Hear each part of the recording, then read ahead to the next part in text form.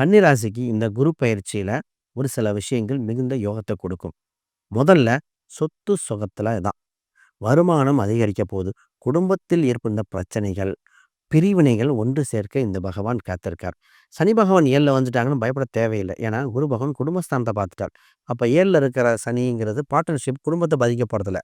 4ஆம் இடம் வீடு. அப்ப வீட்ட பாதிக்கப்படுத்தல. வேற எங்க தான் பிரச்சனை. இப்ப குடும்ப ஒற்றுமை உண்டு. கையில் பணம் தங்கப் போகிறது.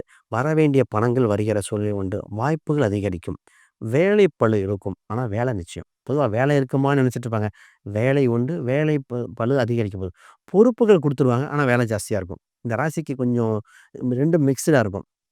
ப்ரமோஷன் கிடைச்சிரும். வேலையும் ஜாஸ்தியா இருக்கும். இந்த நேரத்தில கவர்மெண்ட் எம்ப்ளாய்க்கு ட்ரான்ஸ்ஃபர் கிடைச்சிரும். ஆனா குடும்பத்த விட்டு தள்ளி இருக்கிற மாரி வந்துரும். ஆக மொத்தம் இந்த கிரகச்சேர்க்கை கொஞ்சம் கிளவரா பார்த்து பயன்படுத்தணும். கொஞ்சம் அவசரப்படாம கையிருப்பு பணத்த கெட்டியா வச்சுக்கிட்டு, தேவைப்பட்டா மட்டும் பயன்படுத்தணும். இதே கோயில் பரிகாரமா பார்க்கும்போது துர்க்கை வழிபாடு. அப்ப துர்க்கை அம்மன வியாழக்கிழமை மஞ்சள் சம்பந்தப்பட்ட ஒரு புடவை தானம் குடுத்து வழிபாடு செய்ய, இவங்களுக்கு அனைத்தும் ப்ளஸ்ஸாக மாறிரும். ஆக மொத்தம் துர்க்கைய கெட்டியா பிடிச்சுட்டாலே போதும் இவங்களுக்கு.